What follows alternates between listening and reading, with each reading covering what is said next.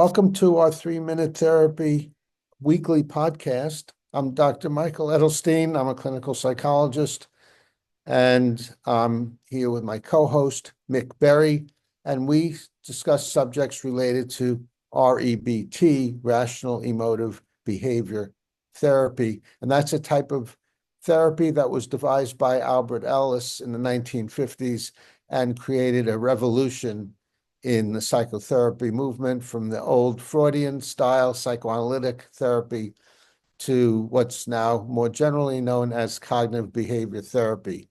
And the basic idea here is that our emotions and behaviors don't come from situations.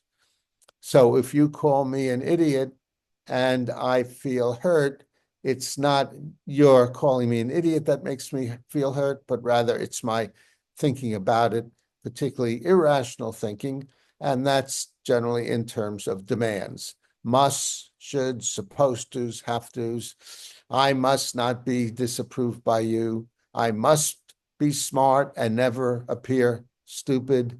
My life must not be filled with people always criticizing me. So those are some of the musts that might be involved in that kind of emotion. But the point is, they're always musts and shoulds if you have disturbed emotions, maladaptive emotions. So what we do in REBT is help people identify their musts and shoulds that's creating their anxiety, anger, depression, or addictions, and we show them how they can question, challenge, and change it. Mick, did you want to add anything to that? Yeah, the thing is, you said if you call me an idiot, that doesn't make me feel bad. However, I think you would agree it's not good to call somebody an idiot. It's because we can be rude to people and we can say rotten things, but it doesn't make us pleasant to be around. So how is that different than situations don't cause our emotions? I think I could answer that myself by saying it doesn't take a lot of imagination to just know that it's nice to be pleasant to people. So you create situations in which it's easy for them to enjoy themselves. Yeah, and also I didn't say so you don't feel bad, it's so you don't feel hurt. Because you could feel bad that your friend is calling you an idiot. That's unfortunate, unpleasant, undesirable. So that we would call a rational belief. I prefer not to be called an idiot. So today we're going to be discussing REBT and overthinking. And one definition of overthinking is being obsessed with something, thinking about something again and again and again when you don't want to. So the first step is to decide on what your goals are. And then you could determine if you're overthinking something. If you're thinking about something all day long, say a book you're writing, and you want to, then we wouldn't call that overthinking. That would be reasonable thinking. Would you agree, Mick?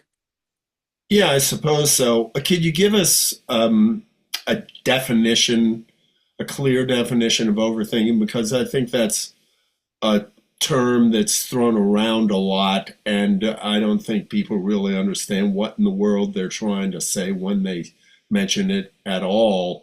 And because I consider thinking to be a very good thing, so how could there be such a thing as overthinking that's actually detrimental to us? Yeah, as I said, when it goes against your goals, and if it doesn't, if it helps your goals, then it would be a good thing.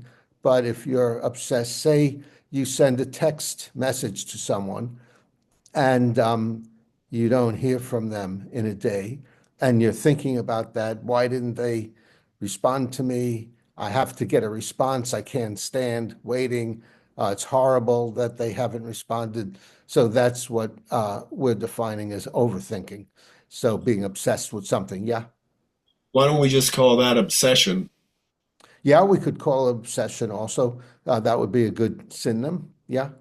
I think one of the reasons it isn't called obsession is because a lot of people think, oh no, I don't obsess over things, I just overthink, because they would then be putting themselves down or creating anxiety if they think, oh, I obsess, oh no, I obsess. No, I don't obsess, I'm just overthinking. Okay, I'm all right then. I just have a Yeah. bad. Yeah, that's a good point. Overthinking sounds a little sanitized Might be a little for over us being obsessed with overthought. something. Overthinking might be overthought. Overthought. Yeah. So the question is, what do you do about uh, unreasonable overthinking as we've defined it? And the answer is question, challenge, and dispute your musts that's leading to that, such as I must get a quick reply from from the text I sent, and if I don't, it's horrible, awful, and terrible.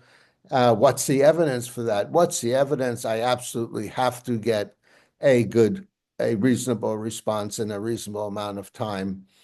Or I can't stand waiting so long to get a response. So the to question that, you would come up with the answer, I don't like the fact that I'm waiting so long, but I definitely can stand what I don't like. I'm obviously standing it. And it's not awful that it hasn't happened. I'm still surviving and can go on with my day, even though I haven't gotten a response yet. Yeah, Mick? Well, I think one of the biggest reasons, and I think it may even be more common than just simply the primary uh, anxiety of, oh, this, I let this person down, I can't stand that I let this person down, is thinking, I must not obsess over this, I must not overthink. And that is a perfect formula for overthinking. And I remember once I was having a particular problem with a friend, and I didn't want to think about him because I found him to be a very, very big pain in the neck. And you gave me a great exercise. You said, for the next 24 hours, it is your goal to never stop thinking about him. And if you stop thinking about him, you have failed in your goal. So that completely shot holes in this obsession I had that I must not be obsessed. And so my goal then was to make myself as obsessed as possible, which got rid of the idea that I must not be obsessed. And lo and behold, I found myself thinking about him hardly at all. Yeah, that's a technique called negative practice, where you practice thinking the thing that you prefer not to, and after a while you get bored with it and tired with it, and you stop thinking about it. Okay, anything else you wanted to add, Mick, before we wrap it up?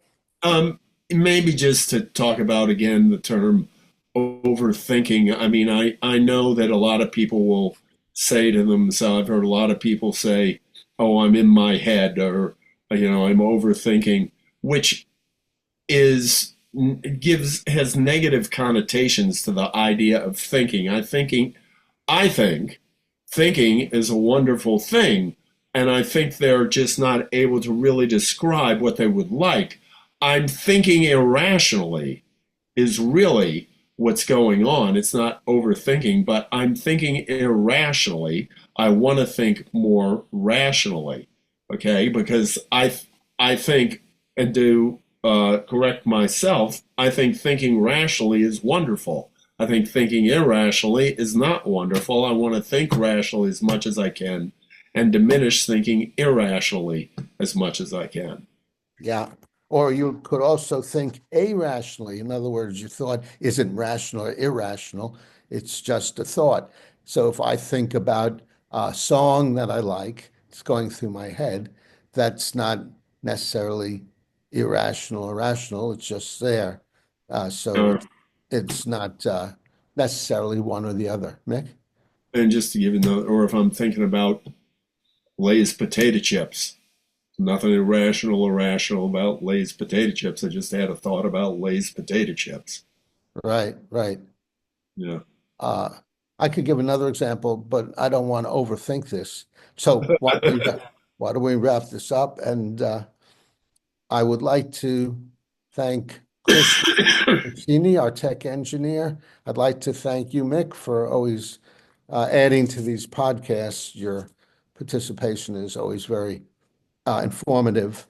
If you liked it, give us a thumbs up and comment below if you have thoughts or you have questions.